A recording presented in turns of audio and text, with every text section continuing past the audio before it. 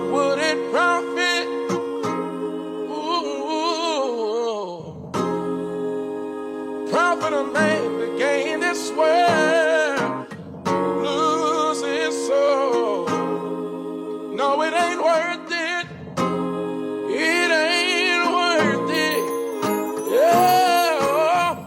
The fire is lit, here come the smoke. Bishop brother is on, here come the hope. On the real, oh yeah, this on the real. With Bishop brother, no they never quick to judge you. Plenty covered, yeah they talk about issues from their view. And they welcome all, they're not defined by their hue. Oh no, they're just speaking of their truth. Be sure to like and subscribe and tune in, you see the fire in their eyes.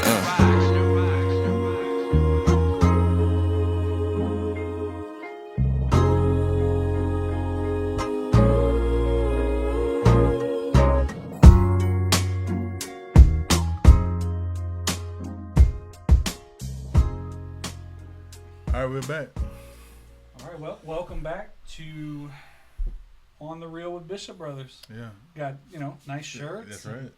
Yeah, we're looking good. By the way, in case you're watching this, as they progress, we didn't wear the shirts 3 days in a row.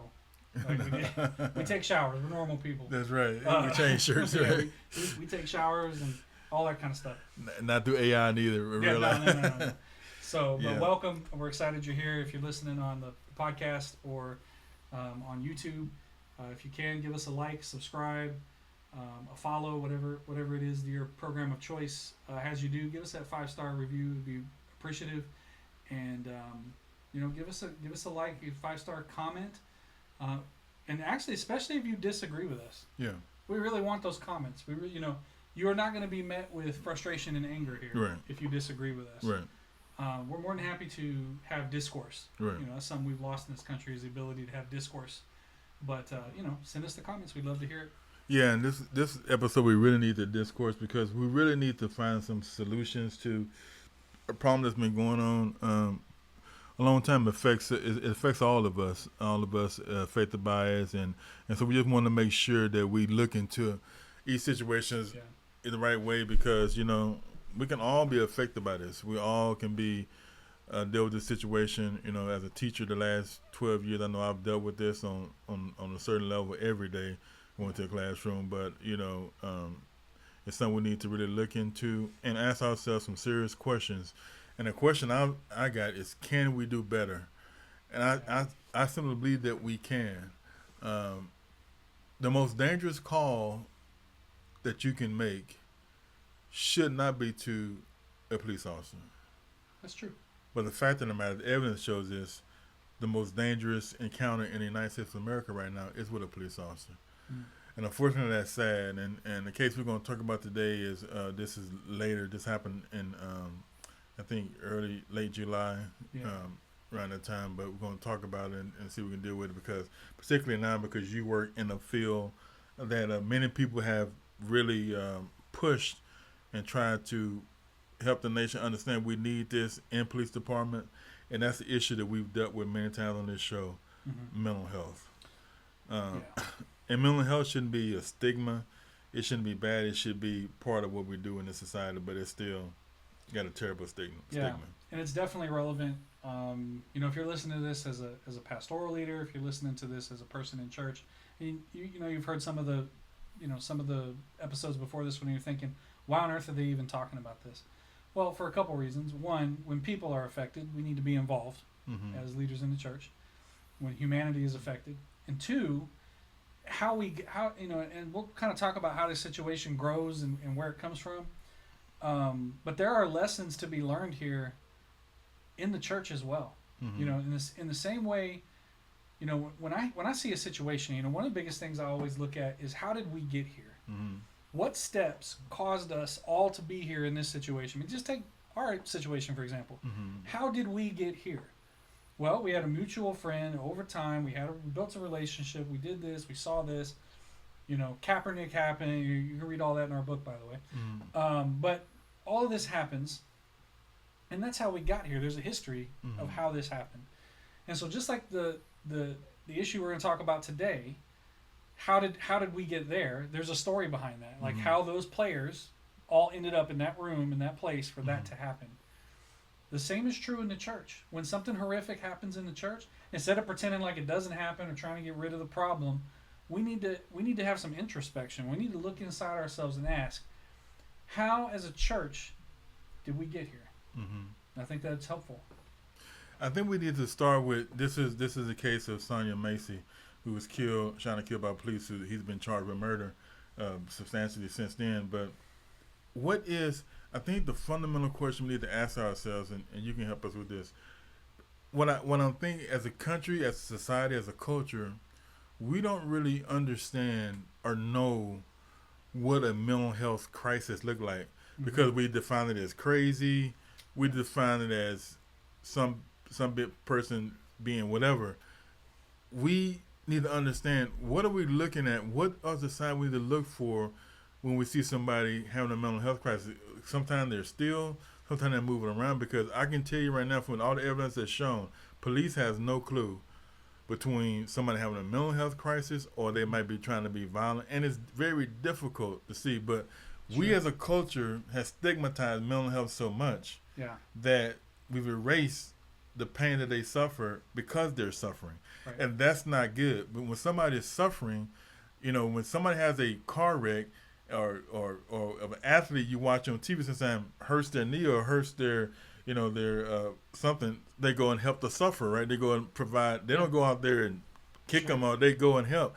But in mental health, because we don't know how to deal with it, because it's so stigmatized, because we don't see it that much, when it's before us, we don't know how to handle it. And I think this is the fundamental question we need to ask ourselves as a society, as a people, because when you listen to the 911 tapes that Sonia Massey, and we're going to put the link in the thing that you can see it here for yourself, her mother calls and clearly says, please don't send any combative police officers.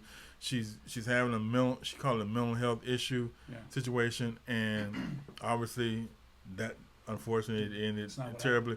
But obviously she was having a mental health issue. How do we deal, based on your work now, what can we do to deal with that? Because that's definitely can happen to any one of us. Yeah, I think the number one thing that gets missed, just based on experience and having been, a licensed therapist and being around mental health, since 2010, I think the biggest issue I've seen is training. We don't train for mental. Actually, it's double. It's a double pronged problem. The first problem is a lot of people are not trained. Right? It goes back to that, knows or should have known, right? So you either know or you should have known. That's solved by training, by having your officers or people at your job, or even you, if you have someone in your family that has mental distress, training yourself, understanding, and not going on YouTube to find it. I mean, I like YouTube. We're on YouTube, right? But appropriate training by authorized individuals that have been trained correctly, by the American Psychological Association or Marriage and Family Therapists Association. There's a lot of associations out there that will offer this kind of training. There's also a training out there called Trauma-Informed Care. That's a very important training to get. It's called TIC training. That's a very important training to get. And I think if we would invest, because it's not cheap, but if we were to invest the money into our first responders, in training, that would solve the first half of the problem. I think the second half of the problem is a societal one. This is not a police problem, this is an everyone problem. We still, to this day, want to divorce mental health from physical health. And that is a fatal flaw. Because the brain is an organ, just like the heart. But we don't treat them the same. No. If you're having a heart attack, your insurance is going to cover that. If you have insurance, it's going to cover that. It's going to cover your ambulance ride. It's going to cover your time in the hospital, to get you better. It's going to cover all that, and it's going to give a great bed day rate to that hospital. Mental health is not treated that way. It's treated as something else like dental, where it's just not that, it's not as important. But I can assure you, and just based on watching the video, mental health can be deadly. It can be deadly for the person if not untreated. It can be deadly for people around the person if not treated correctly. Right? It is like any organ. When the brain misfires, when something goes wrong with the brain, you need medical attention. So I think the two biggest problems in the country right now are those two. We're not trained well, you know, and the stigma, this idea that mental health is not physical health. And that is a division that comes sociologically, economically, right? Insurance pays different bed day rates for mental health than they do for physical health, right? It's completely different. So those two things we would need to attack first. I think if we did those two things, I think we would definitely have a leg up, and we would start to understand these calls a lot better, right? Because if you're not trained and you see a person acting that way, you don't know why they're acting that way. You know, you might be afraid. Now, there's no excuse for. I've seen the video, and as someone who's been trained in firearms and trained in de-escalation, and you know, had been in combat situations where I had, you know, rules of when to fire, when not to fire. I will tell you this: if I'd have done what that officer did in the Navy, I'd still be in Leavenworth. I'd be in prison making big rocks into little rocks. So I'm certainly not trying to defend this officer at all. But I think good society will look at this situation and go, how did we get here? And that's kind of what I want to talk about too. Is you have these two issues, training and destigmatization, but the other problem is getting the right people for the right job at the right time. And I think, and I'd like to hear what you found, but judging by what I've heard about this officer's history, the road to get to this apartment, he should have never been on. Yeah. Should have never been. One, he got kicked out the army,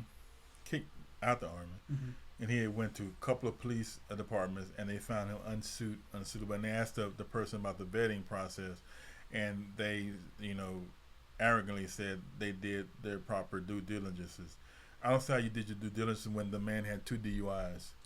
That shows me, not one but 2. That shows me, see. And here's where we got to, because I know somebody's saying right now, let's listen, oh, you're judging. No, I'm go by fruit. Fruit is different than judgment. Yeah. Judgment means that I'm making a decision about you with no evidence. Fruit is the evidence of what you produce. I said we didn't think he got 2 DUIs. On the record, he got 2 DUIs. That is fruit. Yeah. That is, the fruit is telling me you're not a good decision maker. The fruit is telling me when you drive under the influence of alcohol, your fruit is telling me, I'm not saying you hate people, but you have a disregard for human life, even your own, because you are impaired. Yep. And you put not only yourself at risk, but other innocent human beings at risk. Also calls into question your decision-making capability. Exactly, and putting people at risk. And so, therefore, decision-making. But I want to tie this to a word that you said earlier about social death. And this is a little bit after, but we just went through the Olympics. By the time you see we just went to the Olympics, maybe this is probably going to come late August, early September. Yeah, but it's pretty new. Just went to the Olympic Games. And I'm talking about social death. I'm going to talk about one Simone, what's her name? Biles. Simone Biles. Yeah. Now, we was in Paris the last 2 weeks. Let's go back 4 years earlier. Because I'm talking about mental health. Now, if you watch the Olympic Games, particularly gymnastics like we do, she had, unlike God bless her soul, Miss Macy, Simone Biles had a mental, y'all gonna miss me, you don't follow me, mental health crisis before the world. She had to stop her competition. Yeah. If you go back and remember, and I'm telling you, talking about social death, she was a struggle to get fried. She was crucified on every type of social media platform in Maryland at the time. Yes, that's a fact. She went. But she had a mental health, and they were saying, you hate your country, you are a quitter. I'm talking about how mental health is so stigmatized. But she had to go through her processes. She have openly talking about, I'm getting treatment, that I had a breakdown in Rio, that I couldn't do it. I'm physically fine, but I'm having a mental situation that this sport, you would get killed if you ain't fully mentally into it. Yeah. Look at vaulting. Yeah. Look at a beam. It's only like 4 inches wide. You can't go out there playing out there. You with your little Facebook your keyboard warriors. You're so bad. Yeah. Go out there and do it. But she had them before the world. What she did the last 4 years before Paris? She went to a mental health, and what I love about it, I thank God for her, she didn't hide it. She didn't go a little, let me get away from the camera now, real now. I'm just doing this. She said, this is a process. I talk to my mental health person every morning. Yeah. This is what I do. This is what I do. And so now what she do, she came back. And the same keyboard warriors now, oh, she's a great American. Yeah. Take a seat in a corner. Mm-hmm. Don't speak unless spoken to. Because you crucified the young lady. I'm going to call her, but she's 20. You crucified her. You said she was nothing. You said she was an un-American. You basically called her a traitor before the world because she had a mental health situation. Yep. And she showed you, yes, I had mental health, but I'll come back from it because we all have to do it in our minds. We all can come to a point, no matter what come in life, that we can have mental health. It shouldn't be a stigma. Yeah. And so I say this, that we need to, everybody in our lives, looking at this math situation, we need to make sure that people aren't afraid to say it's okay not to be okay. That they need a mental health day off work. They need to talk to a therapist. They need to talk to a counselor, because if we don't, people are going to constantly be put in a situation that they're hiding, they're suffering in silence. And now everybody is clapping for her, but she's saying, no. Stop. Y'all the one that was telling me that I was unfit to be. Don't even come back from Rio. Yep. Don't even come back to the borders, American. You are a disgrace. Now y'all clapping. You better understand that your mental health is your mental health. Yeah. Because unfortunately, we're talking about somebody who had a crisis, and unfortunately, she's in her grave right now because people that was unqualified based on just basic police work, but surely based on any type of fundamental background check, should never have been in a position to put her in harm's way like that. And this is what we talk about. This is what we talk about when it's a systemic problem. This is a systemic problem. Yes, terrible police work by this officer. I don't think police officer that sees this will look at me and say, "No, he's a great police officer." Deadly police. Yeah. No one's arguing that point. Yeah. But we have to take a step back and go, how did this person get into this apartment, deputized and part of a law enforcement? How did they get there? Well, they got there because they got hired by a department. That department hired them, we hope, based on some sort of background check. I mean, you got a state job. I got a state job. I had to do a urinalysis. They did they didn't do a soup, but because I can see law enforcement stuff, I had to do a background check. Mm-hmm. Right? They had to do a background check on me. I had to go through training. You know what I mean? We think that all this stuff supposedly happens to this officer before he shows up at the door. But now we know if it was done extremely poorly. Mm-hmm. Right? Most places, I was never a police officer, but I can tell you, as far as personnel reliability in the Navy, if you got one DUI, the job that I had, you were removed. Mm-hmm. And you could never come back. Ever. Mm-hmm. The CNO was the only one that could bring you back in this job. He's not bringing you back. Right. I think in the 50-year history of the program, 2 people have come back from one DUI. Mm-hmm. And we're not even talking about this guy's armed and serving the public. So you're telling me this guy had 2 DUIs, bounced around from police station to police station, and still ended up in this apartment, in this situation.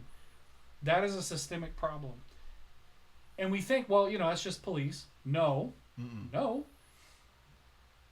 Let's rewind it and talk about abusive pastors, right? No, yeah. How did this pastor get into this pulpit and have this position of trust where he could then violate these children or violate this woman or man? Because yes, that happens, whether you want to accept that or not. How did they get in that position? They got in that position because, again, a governing body, a systemic body, failed to do due diligence and figure out this guy. All you Southern Baptists out there, you're not going to like when I say this, but your church is just the most recent. I'm not picking on the Southern Baptists because we got problems that go all the way back, right? But you had a list of over 3,000 people that you knew were predators. And you just reassigned them. Mm-hmm. You didn't tell on them. There was no investigation. It was just take them out of that church, put them somewhere else. Yeah. Trash. We got here because of a systemic failure to appropriately gatekeep these positions of trust. Yeah. And so therefore there is no public trust. Rightly so. I don't feel comfortable, even me as a person who calling the police because what are you going to do when you get there? Who is coming? Right. Have they been vetted? Are they off their? Are they what's going on? What are they going to do? And so, you see this tragic scene, and you see her get shot, and here's the next level to it. To get shot in the face. That is. So people say, well, being shot is being shot.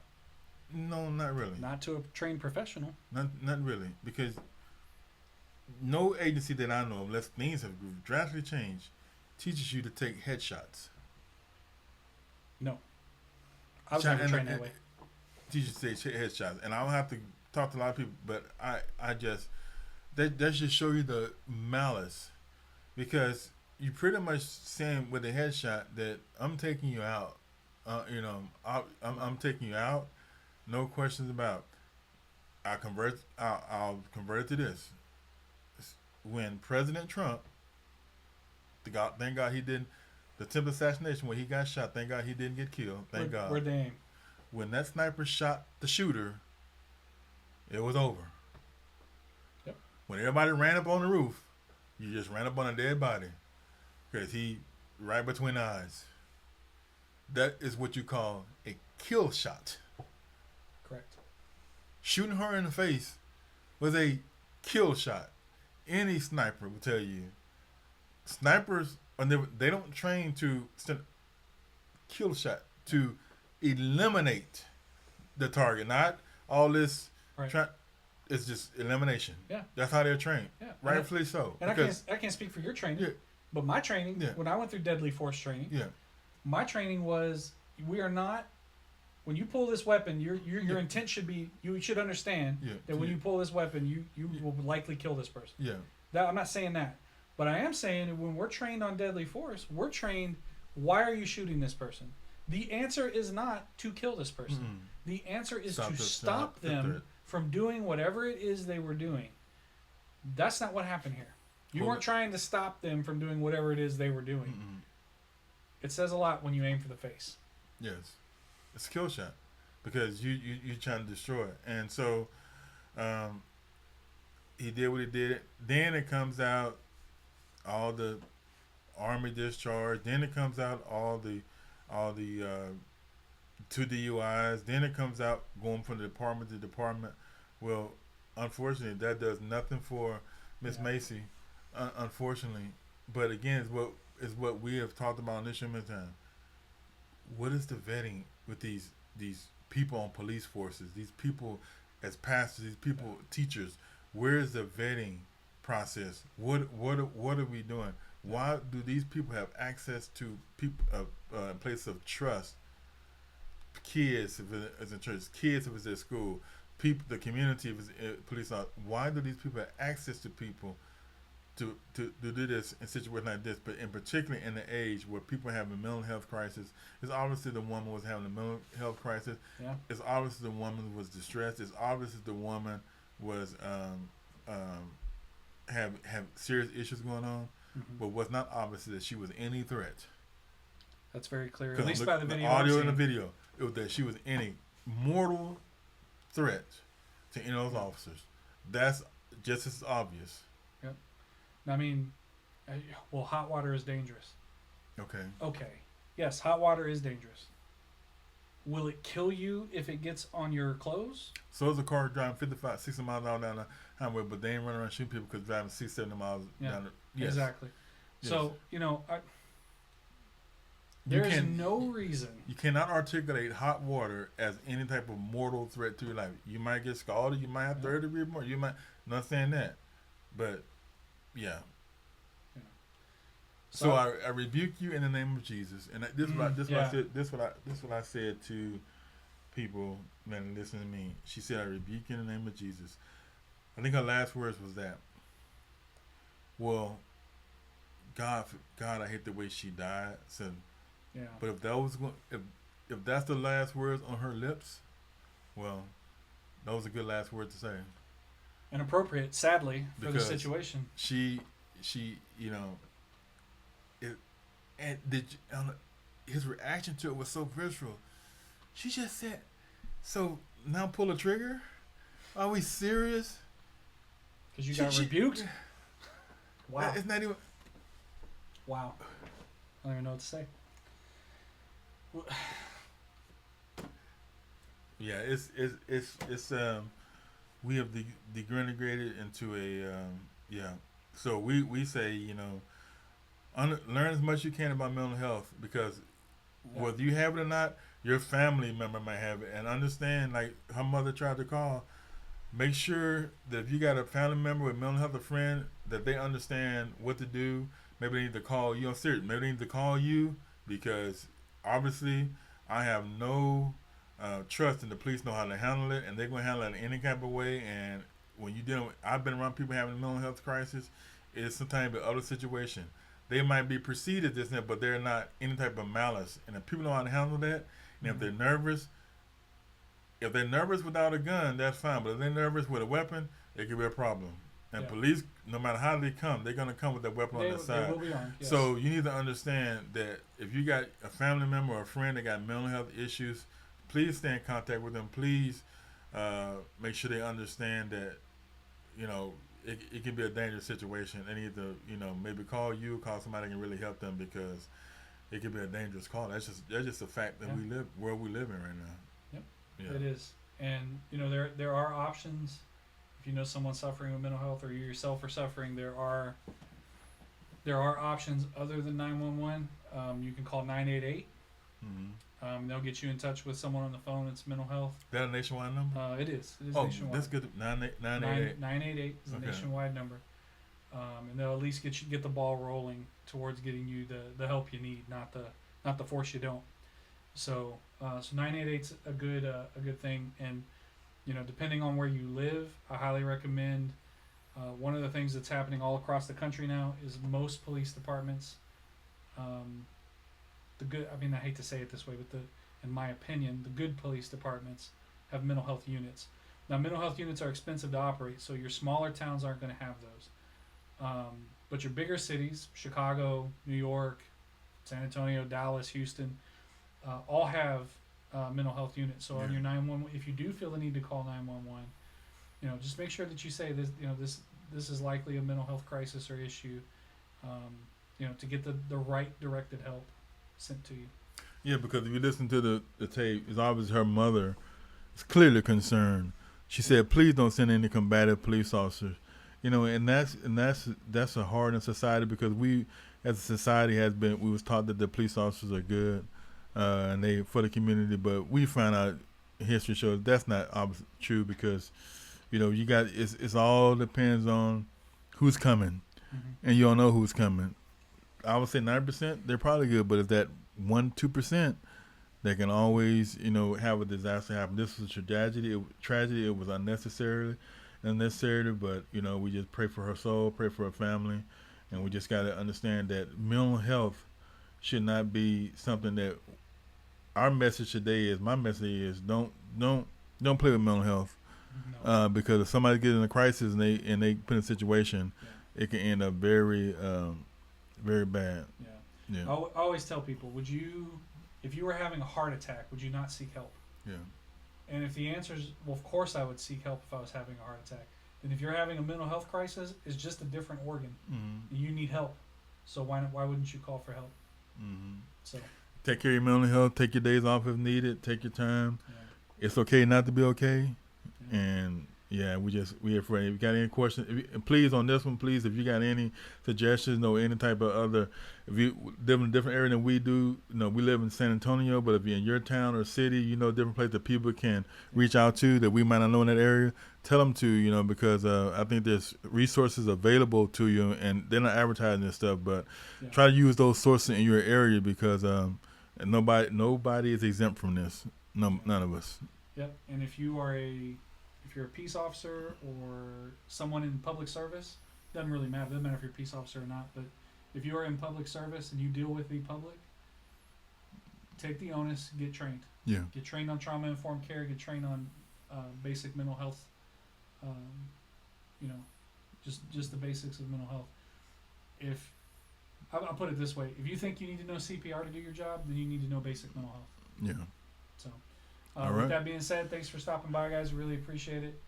Don't forget to give us a like, subscribe, YouTube, or Spotify, wherever you're getting the stuff from, and hit us with that 5-star. Please leave your comments, especially on this one. And thanks for hanging out with us.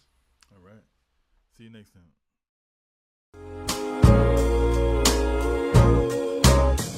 On the real, oh yeah, this on the real. On the real, oh yeah, this on the real. You know the deal, oh yeah, you know the deal.